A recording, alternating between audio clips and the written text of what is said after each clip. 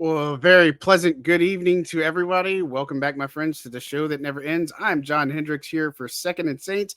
Thank you for tuning in to another episode.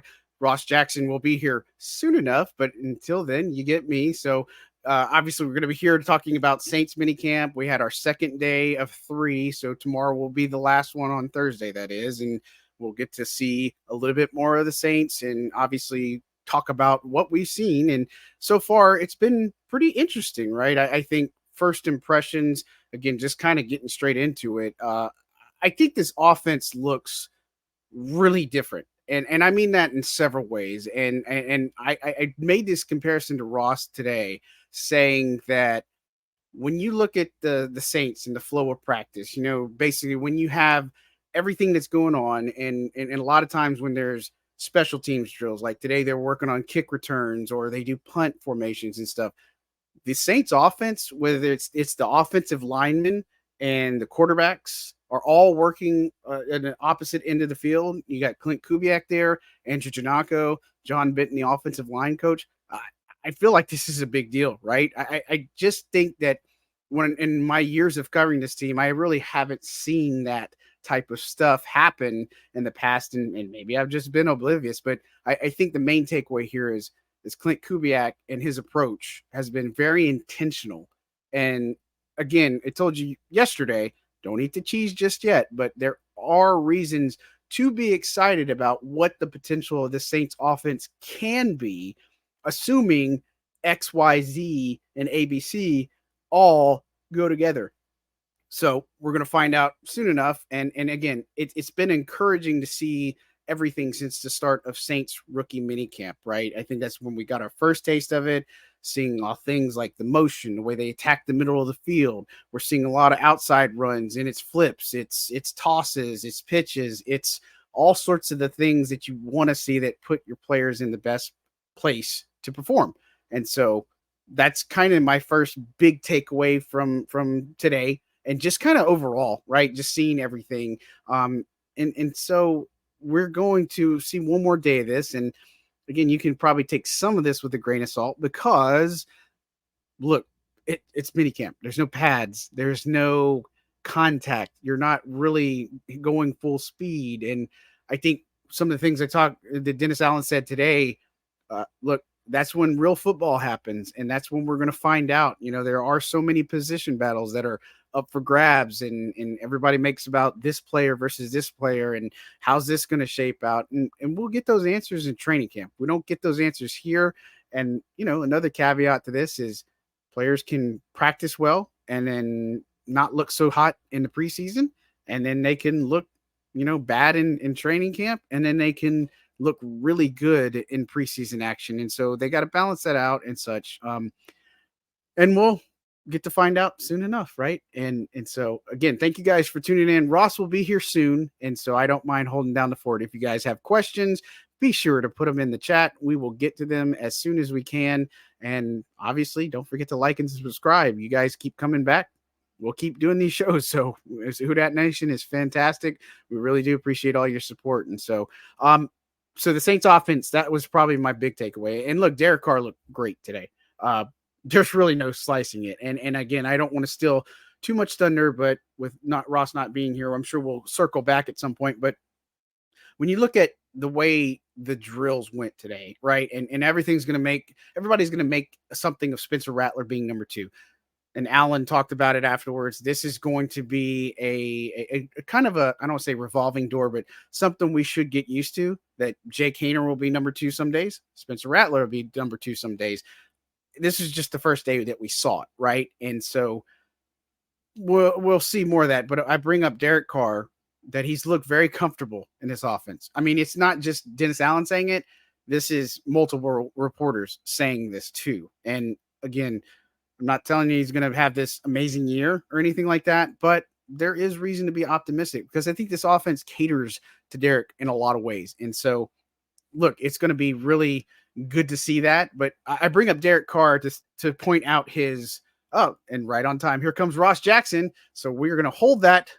Don't go just yet. Is in the house. Everybody's probably like, man, John was sweating bullets because Ross wasn't here. Welcome, buddy. How are We'll you? get your solo. We got to get your solo host game up. Hey, You'll you be do all it all right. the time and locked on. So, hey, I could ramble on about anything and everything and nonsense for at least 20 minutes, maybe. I don't know, something like that. But man, hope you're doing well tonight. Great, It's man. been Great. fun day, fun couple of days. I feel the Yeah. burn. We were talking about players and sunburns today. I was talking to Eric Yeah. McCoy, and he said, I've got 3 levels of shade on me. Like he's pointing to his arm, Oh, yep. and then his other arm, and then this. And I'm like, I'm in the same boat. It's like my sleeve, my watch tan line, which you guys saw yesterday, and then the normal me. So it's pretty crazy. Look, I was talking before you hopped on. I was mentioning I didn't go too much into Derek Carr. I was just about to, and I was like, hey, hold the phone here. But I was talking about just kind of the practice flow and what I turned to you and said about the Saints offense and kind of what we're picking up on the nuances. Talk a little bit about it, because obviously I'm saying it, but just kind of your impressions, because obviously everybody should value Ross Jackson's opinion as well. Oh, hardly. Yeah, no, man. I just think like this team looks like it knows who they are on offense, which is light years beyond where they were at this point. So when you look at things like the tempo, the flow, I feel like we see motion now on like every single snap. I would say we could probably count on one hand how many snaps we didn't see motion. But I mean, beyond all that, just how quickly everybody is just kind of picked everything up, understanding where to be and when to be there, staying in tune and staying in line with the quarterback, like all this stuff. You can feel sort of the kind of symbiotic nature of the offense. It's like everybody's seeing the field the same way right now, which I think is pivotal when you're learning a new system, right? But then also like pivotal when you're trying to win games as well. And so I think we're seeing a good mix of that. And I don't want to fully step on you getting the Derek Carr here, but that kind of drive that we saw them put together, I thought was like the pinnacle example of that, right? Everybody kind of understood the assignment, if you will, in that situation, and just was where they needed to be. And so I think that there were a lot of times last year, over the course of the last couple of years, where you saw maybe the focal point of a play be where they need to be, but then maybe like the offensive line wasn't, or they got held up because it's not that they didn't want to be there. It's not that they couldn't get there. It's that they were engaged in this block or that block or this attack, that attack, whatever. It just seemed like this time, everything at this point, everything is just kind of free flowing and working the way that it should. It's almost like some floodgates have opened in a way, if that makes sense.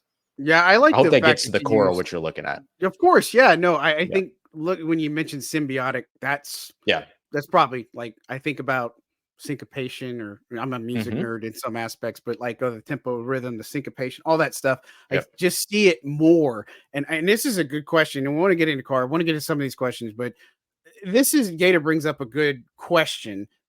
At this point last year, when we were going through minicamp, now mind you, we had Michael Thomas on the field, so that in itself was super exciting to see, because Mike was, bought in, he was there. Did you get a better sense that that team was where it was, or do you think they're better off this year than they were last year? I think they're better off this year. And the reason why is that, like, even though we saw things that looked like they could be successful last season, this year we're seeing things that look like they can be successful that have sort of this tinge of complexity that we haven't seen from this team in a long time when it comes to its offense. So the inclusion of motion, play action, rollouts, attacking the middle of the field, like the amount of times that I have MOF written in my notes from today is pretty crazy. Like, I feel like I wrote middle of field down charting practice today more than any individual game last year. We did a film study for the Locked On Saints Insider program around the end of last season, and we were just watching like where kind of the route dissemination was, like where the landmarks and points of attack were, and it was so perimeter heavy. There was maybe 1 or 2 routes in the middle of the field. In some cases, other times, middle of the field wasn't even touched. And I don't mean a route ending in the middle of the field. I mean a route crossing the middle of the field, going from one side to the other, which is still technically a perimeter attack, or can still be a perimeter attack. And so I would highlight that too. And so I think that like trying to compare apples to apples, as Gator says here, which I think is the smart thing to do, right? We're not trying to compare what this team is doing in training camp right now or mini camp right now versus what they did in the season last year. We got to see what this looks like. But when it comes to comparing apples to apples, mini camp versus mini camp, I would say that this team looks a lot more efficient, and the offense, the efficacy of the offense looks much higher than what we saw last year. And I actually think the Michael Thomas, the Michael Thomas subtraction this year has kind of forced the offense to spread the ball around a little bit more. You can't just rely on 13 over and over and over again. As much as Spencer Rattler sometimes likes to try to rely on Bub Means over and over again. We see that in like some cases. But when it comes to like that first team where you have a lot of different options out there that are all starter players, the ball just gets spread out a lot more. And I think that helps this offense kind of realize what it can be too. Yeah, I mean, I'm with you too. I think compared to last year, which you got to remember, everybody was still hyped up about Derek Carr and his addition. And look, I just don't know that you saw like the chemistry all offhand and such and such, though, that like it was exciting, but at the same time, the rhythm, the tempo, the flow of practice, all the ways that just in a sense everything's together, right? Everything's working in harmony at this point, and you can see it, and you can see it in the locker room. You can see the jubilation on players. You can see how excited they are about this new offense, and how much it's a challenge to the defense. I mean, the general vibe this year versus last year is exponentially different, in my opinion. And so I don't think. Yeah, go ahead. I was gonna say, it was literally like what my first segment of my show is for tomorrow, is that like the offense. Like I think the note that I have written here is the Saints, the New Orleans Saints offense already has its identity, and it's putting them light years beyond where it was at this point last year. Is literally what I wrote down. Yeah, shout out to Buzz Lightyear. So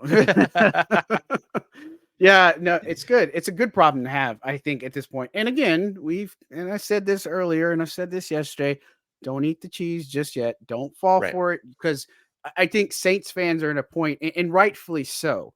Yeah. You need to see it come together, and you need to see it go to wins, because we can tell you all day long. And I mean, we as the media reporters and all that X player looks good. X player does this, everything looks good. Then they can go to the week one and it just looks like crap, right? Like, and if it was against Carolina, it does. There's a bigger problem. But, I think that, like I said last night, we got the question about, where's this team at in the NFC South? And we both said they were second behind the Bucks. And like I was telling, I don't see anything over 9 wins yet. So I'm not ready to jump on the bandwagon and say, man, this team is just going to be the best. They're going to compete for playoff, Super Bowl, all this stuff.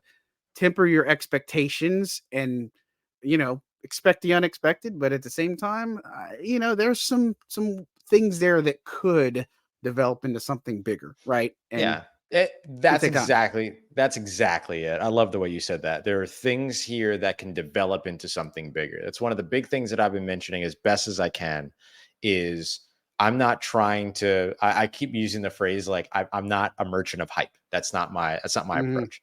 I'm not here to sell you hype. I'm not here to do any of that kind of stuff, but I'm here to tell you that there are building blocks that make sense, that there's building blocks that can be foundational to something that will improve upon what we saw last year. And I think right now those building blocks are big. They're big. They're foundational. You can trust them.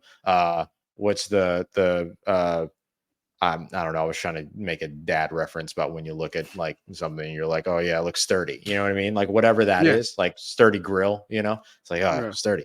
Like that's what's out there right now. But they have to continue to build upon that before we're ready to say that they can win a game with it.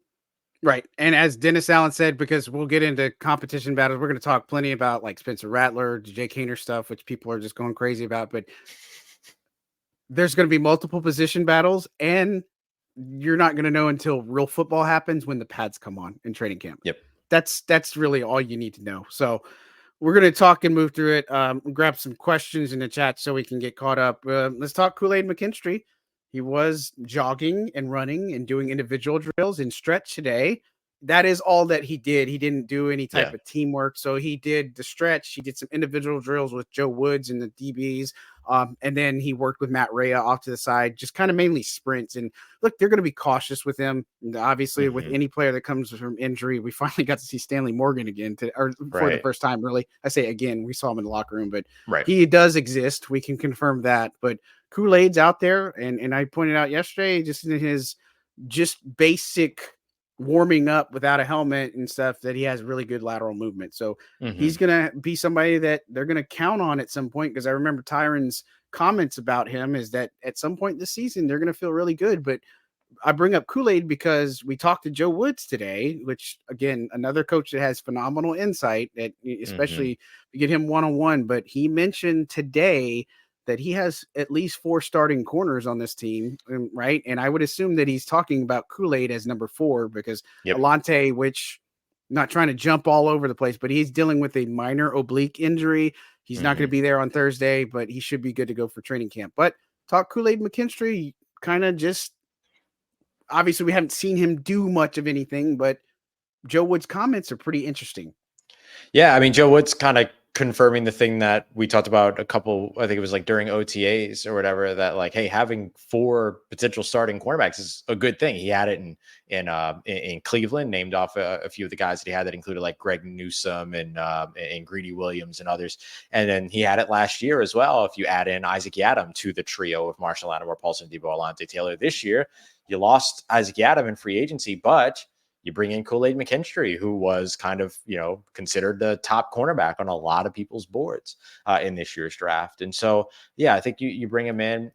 He's got a great attitude, man. Like I love kind of watching him finally in the environment of working, in those individual drills and things like that. And just the way that he communicated, not only with Joe Woods, but also with other players around him. He struck up some conversation with Marshall Lattimore for a little while, kind of getting an idea of like, okay, what am I, not necessarily like, what am I doing here? Because it's not dissimilar from what he would have been doing at Alabama anyway, in terms of these individual drills, but like, what can I be doing better? These types of conversations. And so it's good to see those types of things. He's always been described as a sponge. So it was cool to finally see that in action today. And look, I'm looking forward to seeing him more once it rolls around the training camp. Saints are playing it very cautious with injuries again this year over the course of the offseason, which I think is wise. So I think it'll take a little bit of time before he's really like fully incorporated, even in training camp. I imagine even the first week he'll probably be in the midst of that quote unquote ramp up, as we like to call it, and everything. But I really am excited to see him. And he looks like big, physical, like ready to go. And that's huge when you are either coming from a press man system, but then it's huge when you're coming from a press man system into one of the NFL's heaviest, if not the NFL's heaviest press man system as well. So I think some of that upper body strength will definitely go a long way for being able to kind of do what it is that the New Orleans Saints like to do with their cornerbacks. Yeah, and I think one of the things that I just will stick out to me till the end of time, I guess, or for him especially, is that the approach he has is that he focuses on doing things the right way, and that could not make Joe Woods or Marcus Robertson happier, right? Unless you got a whole wardrobe full of hoodies and long pants and hats from Marcus Robinson. I think that's the only thing that can make him happier, right? But Kool-Aid, I think that that's the thing is stressing as a technician, and we talked about it yesterday that he could be outside or he could play in the slot, and so he's going to get his chances. Ugo Amadi's obviously getting more looks since Taylor's out, and he played some in the slot last year, especially when Alante got pulled or benched and stuff. And so, again, it's one of those moves that don't set the world on fire, but a guy that can come in that you need to make this defense continue to perform at the level it has been. So, All right. So more questions. Gosh, we got tons of them. Since we're talking about secondary, let's talk about Miller Bradford. I mean, he had another pick today, and Benjamin says he seems to have a nose for picks. If you remember, I wrote about it and we talked about it in the undrafted preview. I said that's what he is. He's kind of just he's in the right place, right time, and is able to do it. And we said he's a guy that can benefit from strong coaching. And so I don't know that I'm ready to put him on a 53-man roster, right? I don't think so. But if he can continue to make those types of plays, given where the Saints are in the safety group, let's run it down. So it's obviously going to be Tyron. It's going to be Right. Jonathan Abram, Jordan Mm-hmm. Howden, Will Mm-hmm. Harris. I wouldn't overlook Yep. JT Gray. JT Gray. Number 6. I don't know who's that. Is that a Millard Bradford, or is that, you know, an undrafted guy, or is it somebody else that maybe, you know, or is that, are you roping Ugo into that conversation? You know, I think Yeah, that's yeah. Like, how does Ugo something fit to in there? wonder. Yeah, but Yeah. at the same time, this is stuff he did at TCU, right? And he had Right. a nice job on that one. It would have been a pick 6. I would Yeah, have that given was him a pick clean 6. too. Yeah, I yeah. mean, it wasn't just a tip. Yeah. Like, the thing about his interception there too was that it showed you good decision making as well in terms of how he Yeah. attacked the football. He was covering Dallin Holker, who was running an in, Mhm. which is basically just a 90-degree turn, attacking towards the middle of the field. So you push up and then you turn right, basically, from his perspective. And so you, as the safety that's hovering over the top, and it was funny because it was his first snap of the day. Yeah, We saw we 38 just out there. literally And we're like, saw him oh, sub in. yeah. We were like, oh, hey, Miller Bradford's back out there, because they had let Roderick Teamer take a snap ahead. And so And he had a PVO that play before that he was in. right. So And so like, the safety play has been outstanding. And just by the way, that's where Marcus Robertson focuses mostly during practices and stuff like that yeah. too. So if you're ever curious about what the division of labor is, usually Joe Woods is working with the corners, as what outside of when he's working with the defense, but he works with the corners a lot. And then Marcus Robertson works with the safeties. And so Miller Bradford goes in. And so he now has an opportunity. He has a choice that he has to make, because he's playing over the top of this route that's cutting perpendicular underneath now. And so he can either try to beat him to the punch and jump up in front of the route, or he can undercut the route, which is the quickest way from where he is to the ball. But you have to take the right angle, because you're also giving up your over the top protection. So if you don't get to that football, Holker's gone. Like, that's a catch and he's gone. And man, when he cut underneath and just extended out and then grabbed what I believe is his 4th interception of camp. He had a 2 interception day a while back, and I believe there was an interception before that too, but I can't remember if it was an interception or just a really nice pass breakup. But in any case, he had 4 interceptions during his time at TCU, but 19 passes defended, and which is different than pass breakups, right? So like, he's making plays on the football. And so I think that, like, that was the other thing that was really, really sort of impressive to me. It wasn't just the interception, it was the nature of the interception, the context around the interception that kind of checks out that whole nose for picks part of it. Like, really, really good ball skills there. Yeah. And again, he's one that when training camp rolls around, is he going to learn more? Is he going to pick up more? You know, it's interesting. I was looking in the locker room, or obviously not looking, but just noticing in the locker room, and he was talking to Tyron after, you know, when we're about to get out of there. Him and Tyron are having some one-on-one time. And so I think that's valuable. And for somebody like him, is, and man, we see you. You're making some plays. Let's give you some more coaching and take the coaching. And I think that's the biggest thing that we hear. And not that, again, I don't want to seem like I'm jumping around, but something Dennis Allen said in his presser, guys like Equinemius St. Brown, Cedric Wilson Jr., they've come in here, they put their head down, and they've worked, and they've listened to their coaches and have worked with their coaches. I find this year has been more true with most of these players, that that's what they're doing. And so, like, not that it hasn't been in the past, but the coaching that some of these players are responding well to coaching is a good thing, right? And, you know, if you're a wide receiver, I don't know how you don't pay attention to Keith Williams, but oh my goodness, you know, overall, I think it's that's when you talk about earlier about the differences in the vibes. I think that's also a big difference for me, is seeing that these players are taking the coaching and that they're understanding. It's not like, man, this coach told me something, this guy can, you know, screw off or whatever. I don't want to say the other things, but you know what I'm saying is, it's just like, you know, we're trying to be PJ at least. So, but at any rate, I mean, that's the vibe I get, right? Yeah. So, yeah, it's a lot of buy-in. I mean, that was one of those things that stood out. Even if you look at, you know, the day that Jamal Williams got super excited because the defense didn't know how to cover, you know, that scheme that that play that they schemed up with 3 different sets of motion in it and all that kind of stuff. And he was, you know, shouting and like teasing the defense and stuff like that. Like, you're just seeing a lot of buy-in, and you're seeing people, like you said, take the coaching, not only take the coaching, but seek out coaching. Like, go and say, hey, what do I need to be doing? What can I be working on right now? All that. Like, I think those are all good qualities that show you that like there's a dedication right now that I think is really important to highlight. Yeah, and since we're talking secondary, we're talking about the safety rotation.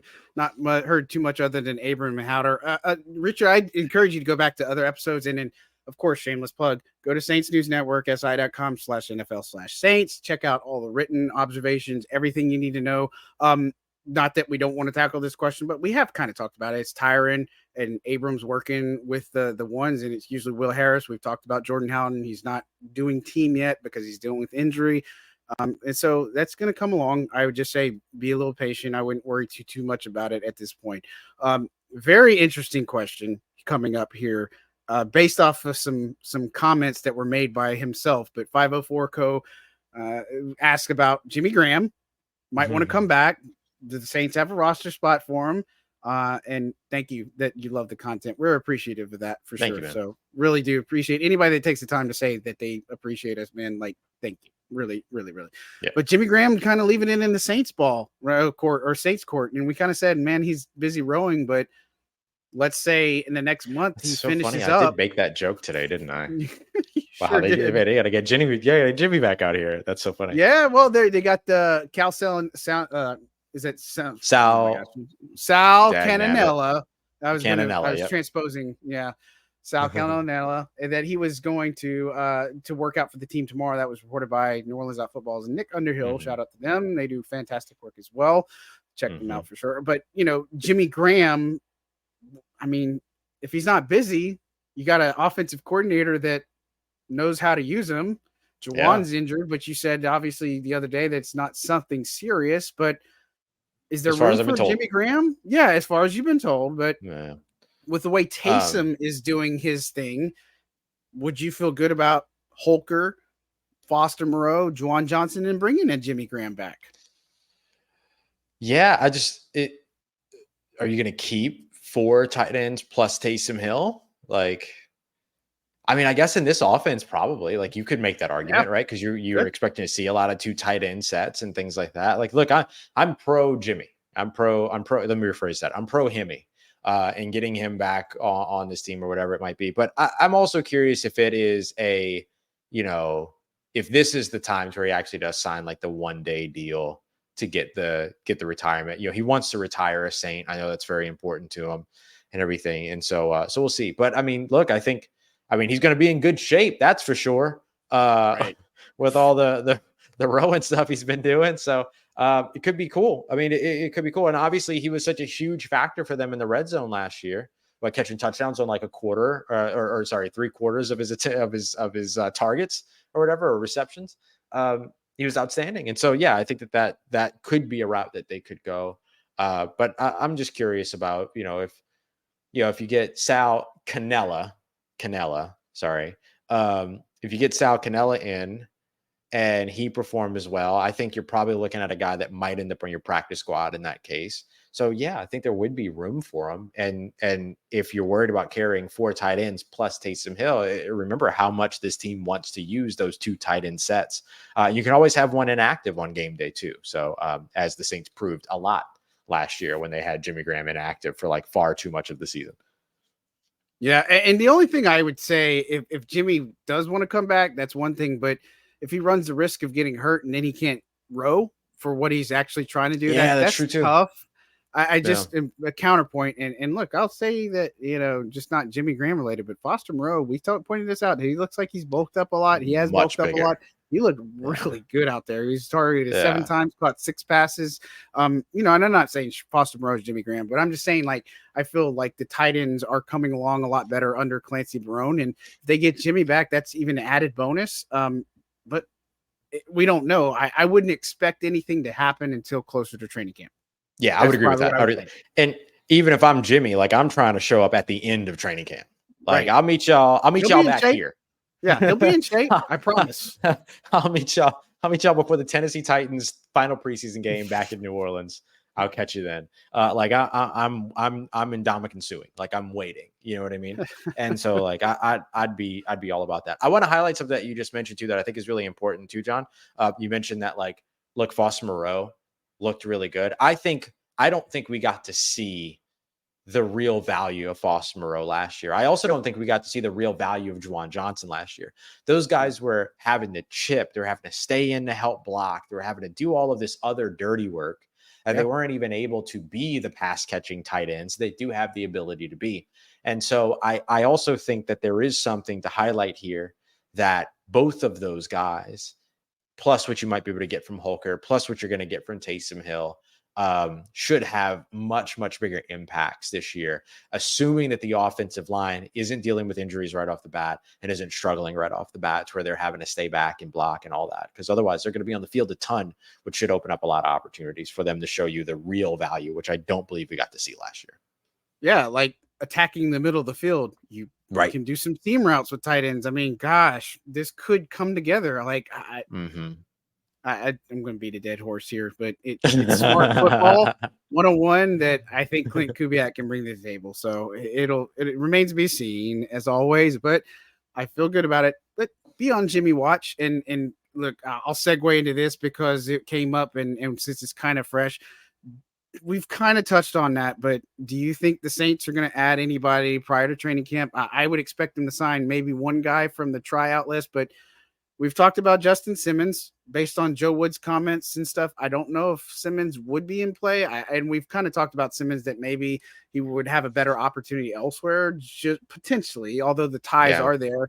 Hunter Renfrow, I don't know if the team maybe needs him unless they just say, well, we don't really think Cedric Wilson in the slot's going to be the ideal guy. Let's go with Hunter Renfrow, right? But at this point, which I don't think Cedric Wilson's given him any reason to believe that.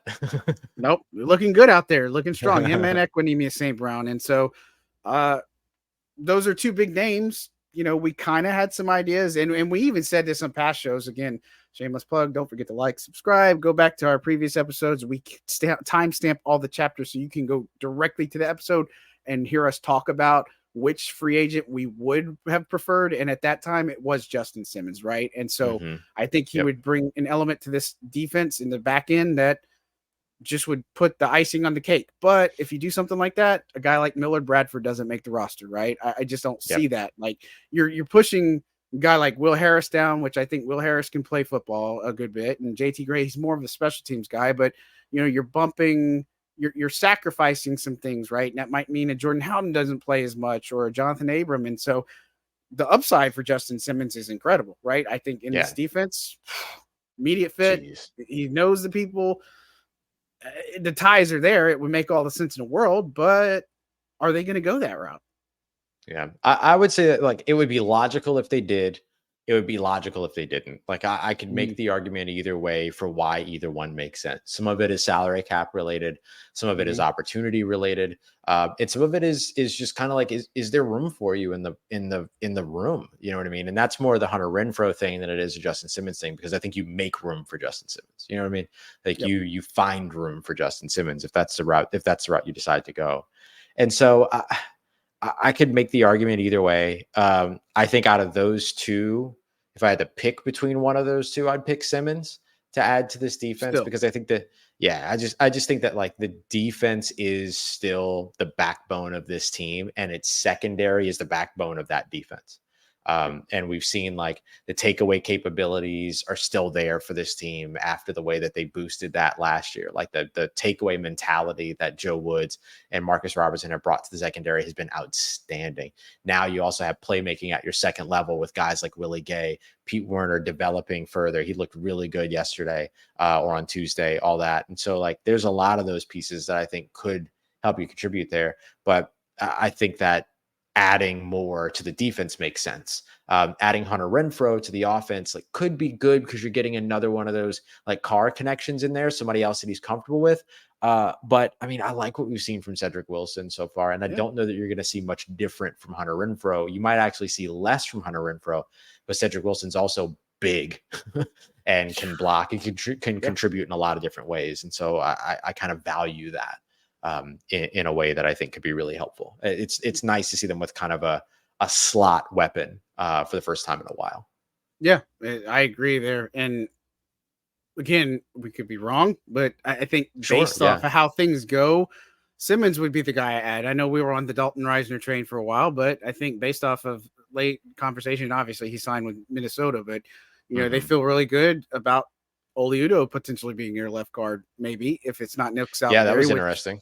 Which was, and we'll talk about Saldivari because we got some questions there on him too here soon. But again, they're going to make some moves. It's just a question of what it is, and I think this is a team that if they feel like they need that one piece to put them over the edge potentially, then I think they go for it. But yeah, I'm not sure. Who do you cut? That's the other part is right. Who do you get rid of it in that aspect, and who's going to be the odd man out?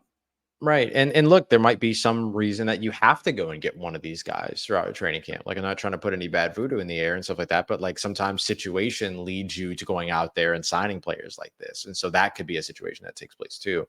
It's where you have to, you need another player, and those guys could be good options at that point. Yep, for sure. All right, let's talk quarterbacks because we got some interesting ones. Mr. Davis talks about convince me Jake Haener isn't going to be the starter at some point, and asks about what it would take to overtake Carr. Please stop. Another Derek Carr's contract expires and Jake Haener's still on the roster. Like that. That's right, exactly. Yeah, and then Benjamin asked about Carr as the number one.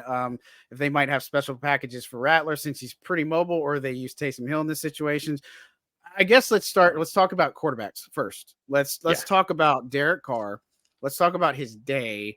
And let's specifically go there because I teased everybody at the beginning of this show, but let's talk about what he did at the end of the practice, which honestly, I think in all fairness ended practice because it was done so well, right? Like I was waiting to see Jake Haener and Spencer Rattler come in and do the situation, but I'm like, not seen enough. And so paint the picture for those who didn't read the recap or haven't heard. 1:30 on the clock. Saints offense is trailing 28-23. So they're having to score a touchdown in this situation. Carr goes 5 for 5. His first pass is to Alvin Kamara, a green pass. Let's go. Be still my heart. I'm coming, Elizabeth. You know what I'm saying? Like a successful screen to Alvin Kamara. And then he follows that up with 3 straight targets to Taysom Hill that keep the chains moving.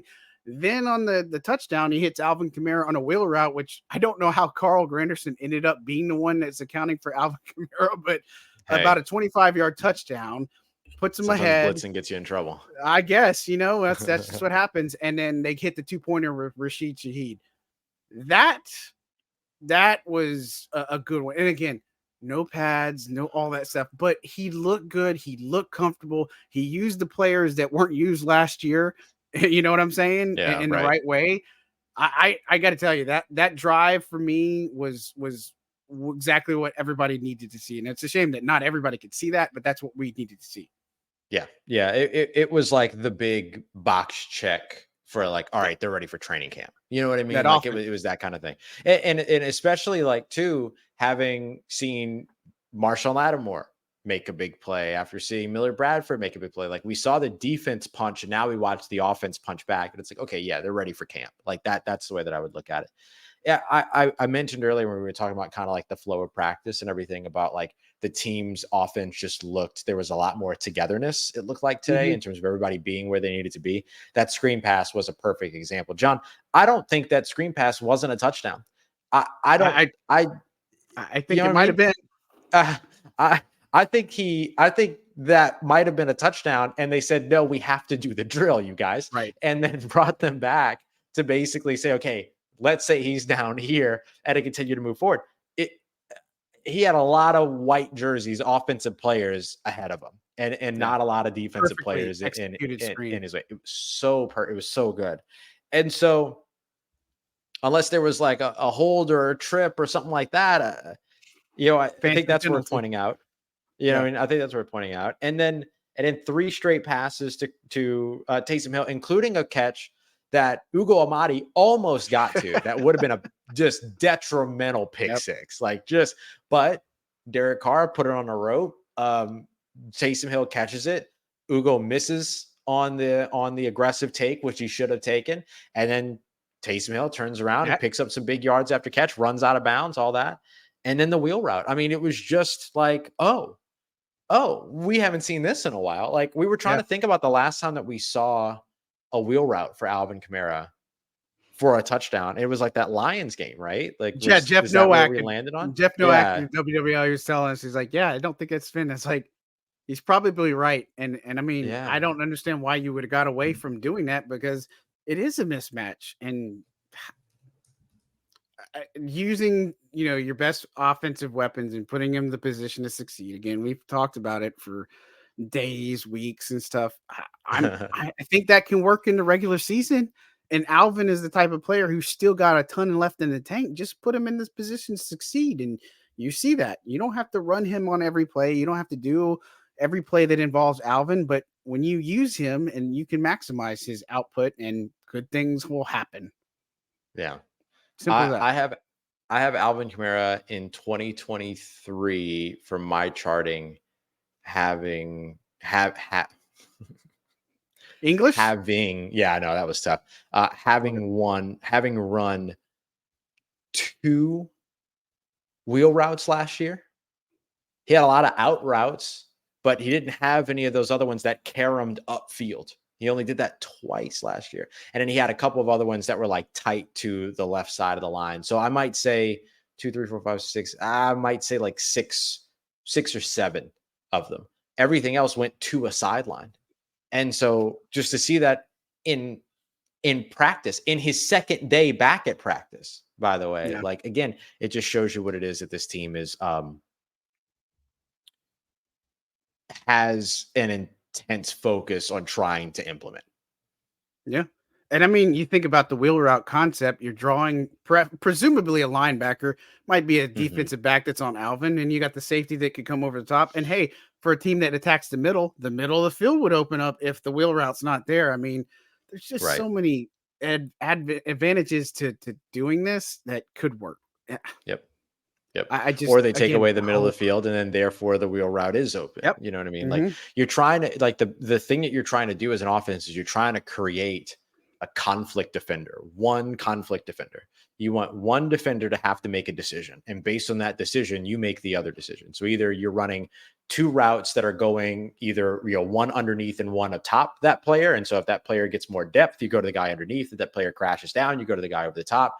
Or you're trying to make a choice between moving laterally. You want one on one side of him, one on the other side of him. If he goes to the inside, you take the route on the outside. If he goes to the outside, you take the route on the inside. But this is the chess match. This is what you're trying to do. You're trying to create those conflict defenders. And I think the Saints oftentimes last year were either running routes into the same area to a place where one player could take away 2 routes, or you had players literally, like, there were a couple of times where players literally made contact with one another as they were running their route concepts and things like that. And so you don't get the chance to be able to take advantage of that. And so now we're starting to see a little bit more of a cleaner approach to that. For sure. And I hope to see it more. So Yep. that's all I can say. Now let's transition to the other quarterbacks, and I want to answer this question too, but at the same time, it's relevant because we're going to be talking about Spencer Rattler. We're going to be talking about Jake Haener, and Taysom Hill will be roped into that. Obviously, people are eating it up that Spencer Rattler is number 2 today. And Dennis Allen said after practice, this is going to be the design. So everybody should get used to it, that they're going to probably do this flip-flop. You know what I'm saying? Yep.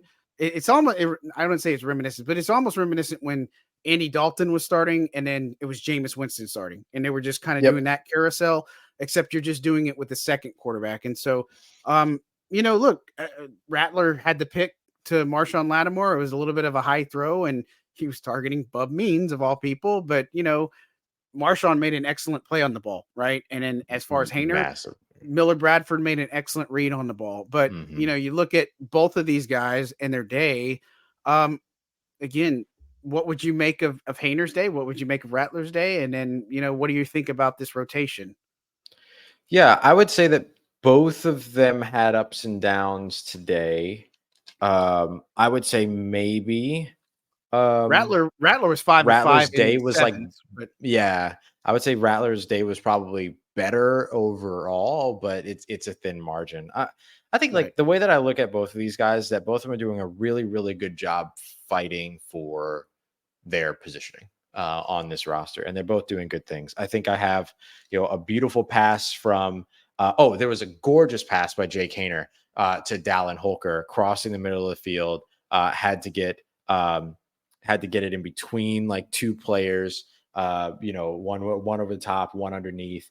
There were good plays and good passes from Spencer Rattler as well. I mean, like you're going to have ups and downs for both of these guys. And so I would say that it looks like a really, really good quarterback two battle. And that's what it is. I still consider right now Haener in the lead. Absolutely. I know Haener Without threw an question. interception, but Rattler threw an interception too. And that's, you kind of came out even today between these two guys. But I would still look at Haener in the lead, both from the seniority purpose. And then of course, from the just simple, he has had the more consistent camp thus far. But I thought both of them had like a day-to-day to where it was like, okay, there you go. And look, Rattler talked about it too. Rattler said, look, if I'm going to get intercepted by anybody, I'm glad it was Marshawn freaking Lattimore. You know what I mean? And he didn't say it that way. That's the way I said it. But, he's talking about like this guy being an elite corner. Like if I'm going to get got by anybody, glad it was him, And so like, there's all those pieces too. So like, as always, when it comes to quarterback conversation, there's a lot of nuance. There's a lot of context. A player can go, 6 of 7 and look worse than the player that went 5 of 7 or 4 of 7. You know what I mean? It doesn't, that the numbers don't tell the entire story. And I think for both of these guys, they just kind of had like a day of display is what I would call it. And those displays were of varying success rates.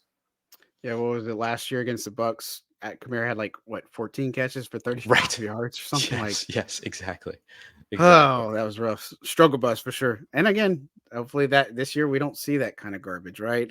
It's actually going to be efficient. And if Alvin had 14 catches, it could be ridiculous production off of it this year with this offense. At least, I mean, if you got 14 catches, you should have at least 100 yards. Like that's fair. Right. I think I would say that that's fair. Yeah. And look, to answer the question, to be fair, I was asking about if there'd be special packages for Rattler since he's mobile or they use Taysom Hill in this situation. I don't think you would put him out there just for that sake, right? I think it could work with Jameis like it had been before, but I don't think you would even put Jake Haener out there. I think it's Taysom Hill, and we've talked about that too.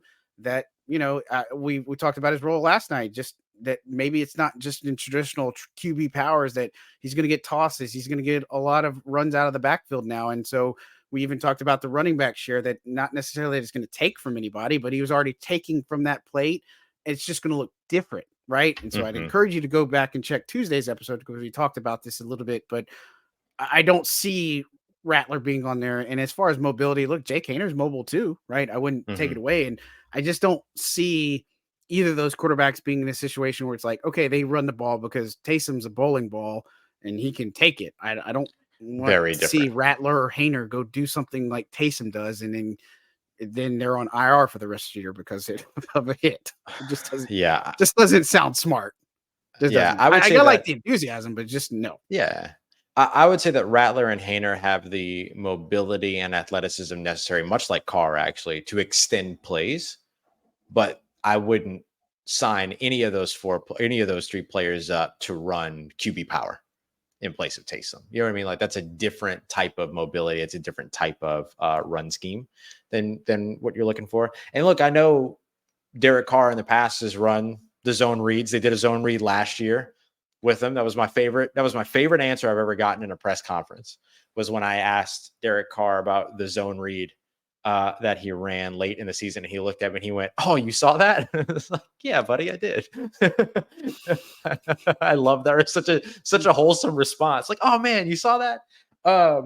But yeah, like I think that like there's a big difference between asking somebody to run up the middle between, a guard and a center or a guard to tackle and extend the play as a scrambling quarterback. Like those are two very different things. Right. For sure. I mean, but again, I like the enthusiasm behind the question. I just don't, I don't think that's, that's not what I would do. And again, hopefully it's not. And I pointed this out too. And I've said this, that this offense is designed for Carr to take less hits and to get the ball out quicker. And we're seeing a lot of him getting the ball out quicker and stuff. He shouldn't be taking the hits. So that's not the goal, right? That's what we're supposed to see in this offense. So, and then hopefully he can go full 17 games. I know people are going to feel a certain way about that, but if he's plays like the Derek Carr did down the stretch, then this Saints offense is going to win. And that brings up a pretty good segue here that if the Saints rank 9th in scoring in 2023, what do you predict them to be in 2024 if they're supposed to be better in the new system? What's the You know, I defense? yeah, yeah. I mean, I don't know. I don't know what we're looking at, and so if they rank ninth in scoring, I mean, you got to look at too. Some of that was. I'm not saying they're playing from behind. I don't want to sit here and say, well, the number doesn't mean much because, case in point, Joe Woods even talked about this today. There were Yeah. 10th ranked pass defense, but he hated how they played against explosive plays. They said they gave up too many explosive plays, and that wasn't Yards up. good enough for this Yeah. team, right? So it's like, yeah, they're ninth in scoring, but you look back and peel back some of the layers. I mean, they blew out New England. They put a route on Atlanta. I'm trying to remember some of the other games that were kind of one sided. There weren't too many, but they did put some points up on the board. But I think with this new system, we said it last night just about the Taysom usage. I think it's more consistent. Like you're not going to see them be so porous in third down early on. At least I hope not, or so porous in the red zone early on. And I'm not going to tell you they're going to score 30 points a game, but I would expect them to be able to complement the defense. That's all I really want to see is that the defense and the offense on the same page and they're complementing each other, and that leads to points. And I don't care if they're winning every game 10-0 or 10-7, like as long as they do their job and it leads to wins. That's exactly it. If the defense is performing as a let's say a top 10 overall defense, not just top 10 passing defense, but overall top 10 defense, then your scoring doesn't have to be, and your scoring doesn't have to be number one. Your scoring doesn't have to be all those other things. And then if your scoring is ninth overall, then you probably have a better record this year if you have a top 10 overall defense, which includes like an improved run defense and stuff like that. But look, if you're scoring, and we've seen this personally, your scoring can be number one in the league. And if your defense is 32 in the league, you're not getting anywhere. You know what I mean? Hi, And 2012 Saints. That was kind of the right. Yeah, and so like there's those things, and look, I don't think the New Orleans Saints defense in 2024 is going to be 32nd overall in the league. No. Like there's just no way. But I think that there's just a lot of those things you have to look at too. And so I would say that like if they have a top 10 scoring offense and a top 10 scoring defense, and the context of that scoring offense is not fighting from behind, then I think you're probably a better team this year. And that's kind of what Dennis Allen kind of alluded to that today too. When he said that he liked the fact that they scored points, that they were a top 10 scoring offense, but they needed to do a better job of scoring points early in games as opposed to in the second half. And so I think that becomes like a big piece that you're looking at, hopefully seeing them get better at. For sure. All right. Next question on here. I sound like Sean Payton. Next question. Next question. Thanks for putting them in the chat. I mean, again, like I said, we talk about minicamp without talking about minicamp in a lot of ways, but we definitely want to be here for the fans. This is kind of a related question. It says, Will asks is this the best Saints cornerback room ever by the team? And then bonus question by Trizzy is, can the Saints afford to bring Paulson Adebo back after this season? Yes. I mean, yes, they can. I think it would be the smart move. I'd love to see it be done before they play week one, honestly, because I mean, I think Paulson got a bad rap. I mean, he did, going into camp, but going into this season, and I know me and you were people were like, Paulson's going to be fine. He looks good. He looks fine, and lo and behold, he balled out this year, and so I think he should do it again this year. And the big question is, how do you pay him?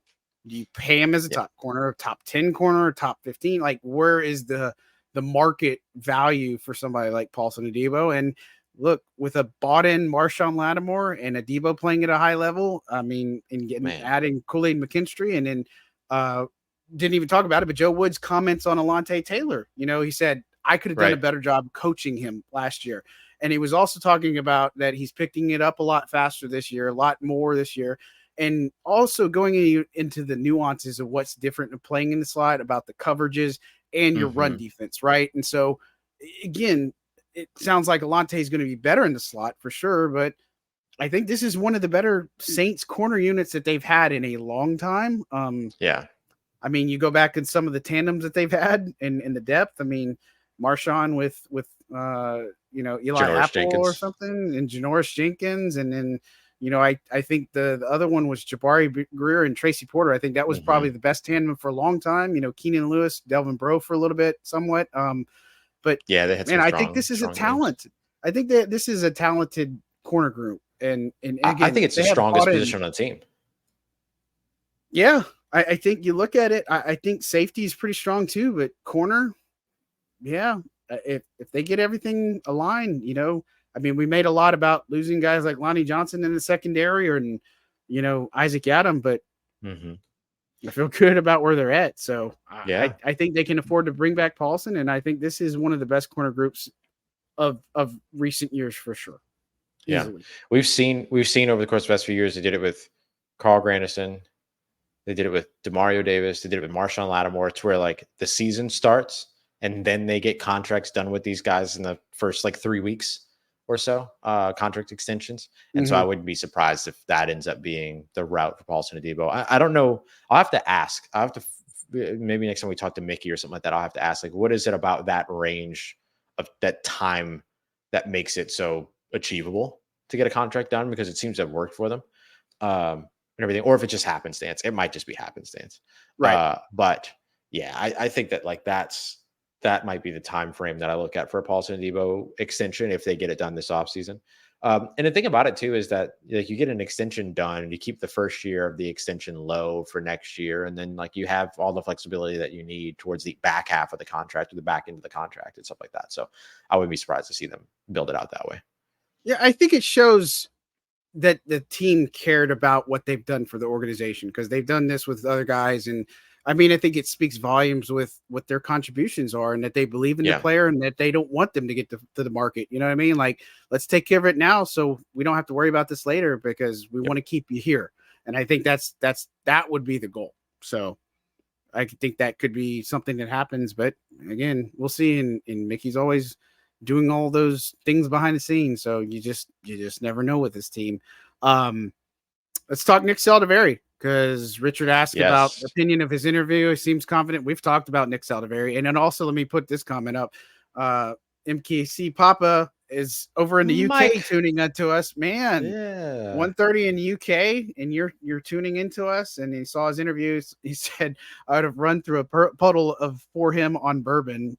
Hopefully not barefoot, but how's he not look barefoot or with open toe shoes, man? Like, yeah, at least keep them tootsies covered.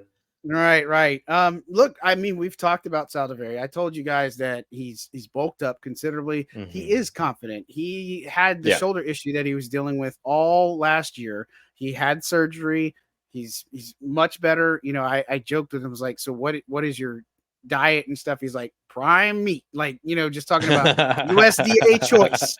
That's what I'm eating. You know what I mean? And so he beefed up considerably. He's playing around 330. And so again, it's a thing where he's given a shot. And we kind of mentioned this last night when we were talking about Jeff Ireland, the Senior Bowl, and that their vision was for him to compete for a starting role. But let's talk about that and the fact that Saldiveri, but also Dennis Allen's comments about Oli Udoh, who has been in a Clint Kubiak offense, and Andrew Janocko was coaching him too.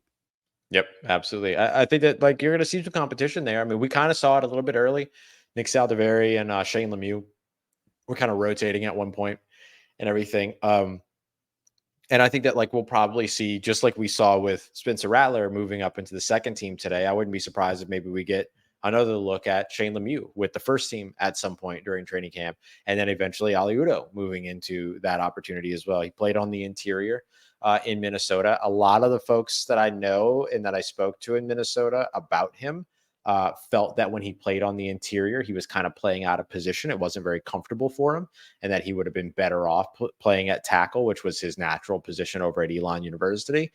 So I'll be interested to see if like that holds true in this version of the offense.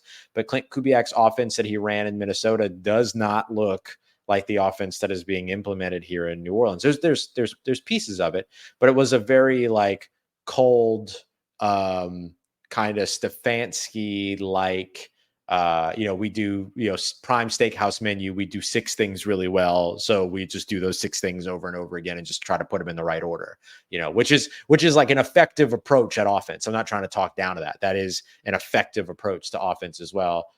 Cleveland Browns just did extremely well with it last year and got to the playoffs with a backup quarterback that they had to pull off the street in Flacco. Joe Flacco. And so they flew him coach, man. You know what I mean? So like it's just that sometimes those things work. And so there were elements of that in Clint Kubiak's first appearance as an OC in Minnesota. And so things here are a little bit different. So I'd be interested to see if maybe Aliudo fits a little bit more into what this version of what the Saints wide zone offense will be, or this version of the Kubiak wide zone offense. But I still think Saldiveri, like it's Saldiveri's job to lose, I would say, and everything, because he's just in the right position. Like he's just at the right spot for it. And he has the right amount of talent, athleticism, all these other things. He's a good fit. He's just a good fit for what it is that they're asking for. I mean, could you imagine just playing Fantasyland right now? Could you imagine if their starting offensive line that is there now is the starting offensive line just in terms of youth? Fuanga at left tackle, Pinning a right tackle, Saldiveri at left guard. Like, this is what makes the Lions so good. They had invested in their offensive line. They're young. They're killer at what they do. If the Saints could get a version of that, because you already know what you got with Eric and you got Cesar Ruiz, but I'm just saying, Fantasyland, if that happens, I don't think there's anything to be upset about that. So for real. And it gives you a couple different things too. First of all, it gives you continuity from Multiplicious from May all the way into September, right? Because this has basically been the offensive line that they've been working with since OTAs. And then you get the youth factor of it. You get the athleticism of it all. And then you get a guy like Aliudo going out as like your sixth offensive lineman, possibly like as your jumbo guy, like with all that athleticism that he's got and all that strength that he's got. Oh yeah. Yeah. And I still don't know. I'm not sure. And I'm not saying this is going to happen. I don't know when training camp gets here, if we're going to start seeing the Fuanga go back to right tackle and Trevor Pinning left tackle. Totally. That's the other thing to think about it. Because they're trying things out right now. They may try and flip the script. So I don't know. Rookie could be protecting Derek Carr's blind side, or it could be Trevor Pinning protecting his blind side. Yep. So, I mean, it just depends, and we're going to find out. More questions. And again, we've been going for a while, so it's crazy how fast they're going. So, man, yeah, it just flies, man. I don't. I don't know how to put it any clearer than that, you know, talking about this, it just flies by. And so we love talking about this stuff and such. Let's talk about Charlie Smith real quick. You know, after practice, he was working some, you know, he finished 5 of 6. His first kick wasn't good. It was like a wobbler to the left and such, but he rebounded. He made the next 5. After practice, he was doing some work. Interesting. Dennis Allen mentioned some about his leg being stronger, which is true.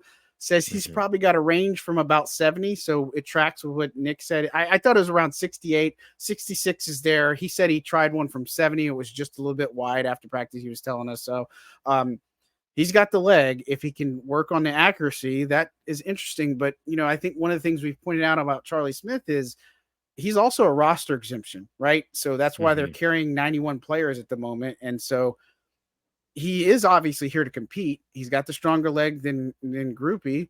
You know, he had a decent day other than the first miss, and he's been working on the kickoff returns, which we didn't even talk about that, but that's been interesting. Guy on the right makes the call. Just so you know, the guy that's on the right side makes the call for the ball. You heard that pretty loud in crowd from Darren Rizzi. Call. Yeah. We also heard some colorful versions of it. Yes. Yeah. We're giving you the G-rated version, the edited, made for TV version. You know what I'm saying? So, but Charlie Smith, you know, he's got the leg, and I guess my thing is if he puts it together, you know what I mean, and as it grows from it, could he be this team starter, or do you think that? Well, I think Groupie's probably your proven guy that, you know, you feel good about him kicking for you this year. Yeah, tie goes to the runner, right? So until there's a major separation, I think Groupie's the guy, you know, as your incumbent, and everything like that. But, you know, we'll see. I think that really, like, the kicking competition hasn't really started yet. Like they've done enough to prove that it's worth the additional roster spot, all the other stuff. I mean, it doesn't cost. It's not like it costs the team anything, but like it's all good. Okay, cool. Carry it in a training camp, and then we'll really see it in training camp. I think it's too early to really like dive into it at the moment. But Sure. I mean, I think the thing about Charlie Smith that is so impressive is that the leg strength. The leg strength Velocity. is just remarkable. Yeah, velocity. Absolutely. It's remarkable. Dude can boom it. So I'm looking forward to seeing him in training camp. For sure. All right, let's see. We might just go rapid fire. Anything stood out about Roderick Teamer that maybe? I mean, again, he's obviously Tulane guy. He's here on a tryout basis. We talked about the safety group, but he's got special teams experience, and obviously he's somebody that could be worth a look after it's all said and done. Any impressions or anything? I mean, I got him as a pass breakup today. Before that, obviously. Before some of the things happen. So I don't know. I don't know. There's probably more information needed on that, but he's somebody that we said last night that they're going to keep tabs on some of these players too. So, yeah, that's the thing is like a lot of this isn't about right now. A lot of this is about later and stuff like that. So like, I wouldn't look at him as a guy that's probably going to steal a roster spot. But I would look at him as a guy that like could get a phone call later as of right now. Like that's where I would start out the like peak of expectation. And then if he starts the ball out at any point, we'll tell you that. But for now, like that's what I would look at in terms of like the peak of the expectation at this point. Anything fair. Above that's just unfair, Yep. That's fair. Sean asked about Olave putting on weight as in bulked up. Yeah. Yeah. I mean, he said he put on like 9 more pounds or something like that. But he put on weight last year too. Yeah. Like he put on pound muscle too last year. So yeah, he got up to like 192 last year. So that would put him around 201 this year. And really like for your top wide receiver, like you'd love for that guy to be hanging around 200 pounds, just on either side of it and stuff like that. So yeah, I would say that's absolutely there. Yeah, still net red non-contact jersey today. I expect him to be in it tomorrow, but they're just being cautious with him, so no big deal. But yeah, he has put on some muscle, if you will. Trizzy asked about can any of the UDFA D-line make the roster? I've given my favorites. I like Kyler Ball. I don't know if he can make the roster. We talked about him yesterday. Trajan Jeffcoat could make things interesting, I think. Yeah. He was flashed last week at OTAs and still flashed yesterday too. Yep, had another nice moment today. I just think that like he's like making the roster is going to be tough because you've already got Carl Granderson and Cam Jordan and now Chase Young and you've got Isaiah Foskey and you've got Peyton Turner. Like there's just a lot of those guys. Then eventually you might have Tana passing you back. There's just a lot of players in the way. But I think Jeffcoat is making his case as a practice squad guy for sure. Right. I think a lot of these guys are right. Like, I think when you look at the interior defensive line, I like I said, if you're holding me right now, I think that you're looking at maybe Vickers being your practice squad guy and then Christian Boyd making it. You know what I mean? Because, Vickers has the vested experience and stuff. And so you go with Shepard, Brzee, Saunders, and then obviously Christian Boyd. So I think that could be how that shapes out. But, Vickers can play. I think so. It just depends on how things work out. But in the edge, no Tano, it opens up a little bit, but new special teams rule could also change the landscape there too. So keep that in mind. Yep. We just got some news here on Juwan Johnson from Nick, by the way. Okay, cool. What you got? Suffered a lower leg injury and is expected to miss a good amount of time per sources. That's why I kept saying that's what I've been told, but we'll see. Everything like that. I'm curious about what a good amount of time entails, though, with so much time in between now and training camp. Right. That's a bummer. And so maybe it makes sense now for a tight end. And now maybe you bring Jimmy back, I guess. Maybe there's that opening for Jimmy. We'll see. So maybe it's nothing serious, but again, we'll see. We'll see. And it could just be a part of the cautious sort of nature that they've been like going with the ramp up too. So so we'll see. We'll ask about it tomorrow.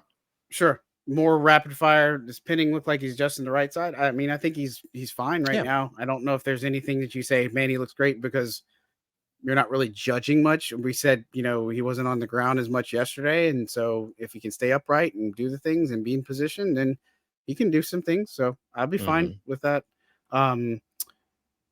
Sarah Toby asked, is Jordan Mims and Kendry Miller in a legitimate battle for RB3, possible RB4?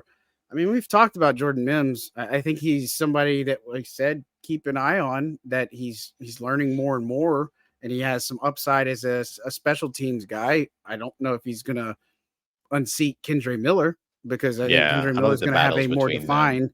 Yeah, I don't think so. I don't think so at all. But I think he's somebody to keep tabs on. That Mhm. maybe they keep a fourth running back because of the way special teams go. But I don't know if I'd say there's a big thing. You Yep. know what I mean? Will says he called Marshall Falk light for Alvin. And do you think they could use Alvin and Taysom similar to Roger Craig and Tom Rathman, the 49ers? Man, that's throwback. Woo! Remember Ricky Waters and Tom Rathman too. Right. Woody Rathman, man, he was a big thing. And so Roger Craig's a good comparison. I liked Roger Craig a lot. He could do the running, the receiving. He did a lot of the things for San Francisco's offense. I mean, yeah. I think if you equivalate Hill's role to a use check role, then that could bode well for him. But I like the thought process. I think Hill Mhm. might be a little bit more talented than Rathman, but you're also talking about two separate areas of football. So Roger Yeah. Craig was in a kind of a league of his own back then too. So Yep. let's see. All right. Saints fan asked about how Kyle Sheets looked and appreciate the reporting. No problem, Saints fan 123. We really do appreciate it. Haven't talked too much about Kyle Sheets. I think he's making some catches, he's doing some things in drills, but nothing that stood out, right? That's my thing. Did you notice anything different with Sheets? He's working on the kick teams, cover teams, and all that too. Gunners. Yeah. Yeah, I think he's had like some moments here and there, particularly when it comes to special teams and things like that. He had a really nice grab on the sideline yesterday too, as like as a receiver and everything. So I would put him in that category of guys that I feel like would be currently, competing to land, either a practice squad spot or sneak onto the roster or whatever it might be. But again, another position where there's just so much up ahead that like it's a steep climb. It's a really, really steep climb. And so my expectation around him right now, if I had to like project where he lands at this point, it would be a practice squad guy. But certainly we'll see where things go. For sure. Um, let's see as we wind down here. Kenneth asks, what's the reason for I 7-on-7? love this question. This is a good one. So for 7-on-7, you got a quarterback, a center, if you will, and you got your 5 skill position players, and then you got 7 of the best. So best 7 on defense on the offense. So yeah, since you love the question, you take it. What do you think Yeah. the reason is 7-7, and what is you like about it? Yeah. The reason why I like this, or the reason why I like this is because it kind of gives you a little bit of like the logic strategy behind installing an offense. So what it really is, what you're really doing is like there's a procedure or a rhythm that you utilize in teaching called scaffolding. And if you think about like what a scaffolding is, it's a platform that's built, and then above that is another platform that gets built on top of a platform, and then you build another platform on top of that platform, so on and so forth. And so it's modular, and you're just building up, right? So scaffolding is the idea. And so the idea when it comes to installing an offense is that different quarterback coaches, different OCs will look at it a different way. Like they'll do it all differently and all other stuff. But like just to take it from the quarterback perspective, you have the quarterback start by making the play calls. Then you'll have the quarterback go to making the play calls and doing the drop back that's associated with that play call. Cause it might be a 3-step drop, might be a 5-step drop, might be a 7-step drop, might be a quick pass, whatever it might be. So then you're going to run that. Sometimes it might be under center. Sometimes it might be under shotgun, all these other things. Then you build from that to one of the things that Andrew Janoko added this year that was really interesting is that they set training staff members at the landmarks for where you would want to locate a pass on a route, right? Like what the right timing is and where that player would be in terms of where you want to target them. So then they're back there, they get told what the coverage is with no real defenders out there, but they get told what the coverage is and they have to make the right decision in terms of throwing the pass. Then they go from that to actually throwing what's called routes on air, to where you're throwing to a receiver that's running a route with no coverage. And then you build up from that eventually to 7-on-7s, which is, as John described, to where you have those 7 players on offense, quarterback, center, running back, your skill position players. Then you typically have like your coverage players and a pair of linebackers, typically just without a defensive line. And then you end up running the plays that you just did the play calling for, that you just did the dropbacks for, that you just did the landmark spot throws for, that you just did the routes on air for. And then you run those plays in 7-on-7s, so that then the next step is to add the defensive line, the offensive line, and then you're into team drills. And so it's just a scaffolding process. I think Dan Quinn calls it crawl, walk, run. And that's basically, it's a part of that process. And that's one of the reasons why I like that question so much, is because like there is an actual reason for why you do those 7-on-7s. It's not like somebody just went, it would be great, let's just do it with the receivers, and stuff like that. And so you do it with, as you build up to the point to where you get into team drills and everything. The tricky part about 7-on-7s is that typically you're only throwing the football. So you're only working on passing plays in those situations. Obviously that's the case with routes on air, landmark throwing, all those other things too. So it all makes sense, but then you have to also implement the run game into. Nice. We'll love it. We'll learn you something sometimes. So Ross Jackson providing knowledge. All right, we'll get this last question and we'll get out of here, because man, I just can't believe the time's just flying like that. It's talking about, in an emergency, could Taysom kick or punt?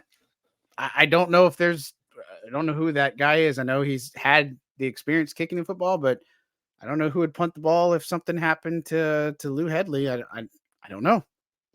I don't know. Yeah, remains to be seen, I guess. They put somebody there. Yeah, Taysom was a kicker at Highland High. Mm-hmm.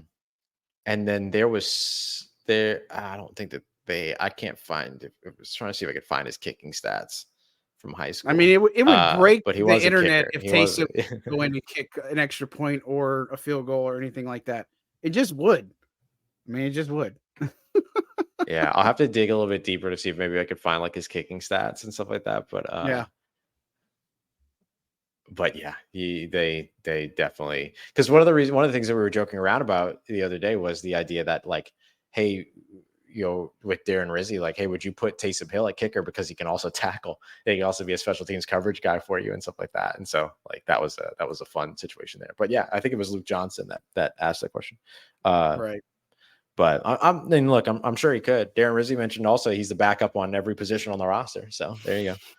Back up everything, he said. Yes, for sure. The answer is yes. Man, well, time is flying here, and we are going to end things now and such. I mean, we'll be back tomorrow. So, know, if you missed us, we'll be here tomorrow. And so, again, don't forget to like and subscribe. Check out all the great work Unlocked On that Ross is doing. He's working tirelessly. I mean, I don't know many people that work every single day to cover this team. Ross is one of those people. And so, thanks, I mean, he just works hard. And so we'll be here again. If you haven't seen the notes and observations from practice, go to Saints News Network, si.com/NFL/Saints, part of the Sports Illustrated family. And guys, that's going to do it. We appreciate all the support you give us. We'll be back again tomorrow, and we'll talk plenty of Saints football, and then no football until training camp. That's going to be a bummer. It's going to be nice because we'll get away and have some breaks. We'll, you got a vacation, I got a vacation, and then we'll be aligned and in it for the long haul. So it'll be the fun time for sure. Yeah. That's going to do it for us tonight, guys. On behalf of Ross Jackson, I am John Hendricks signing out for another episode of Second Saints. Y'all stay good people. Thanks, guys. Appreciate you.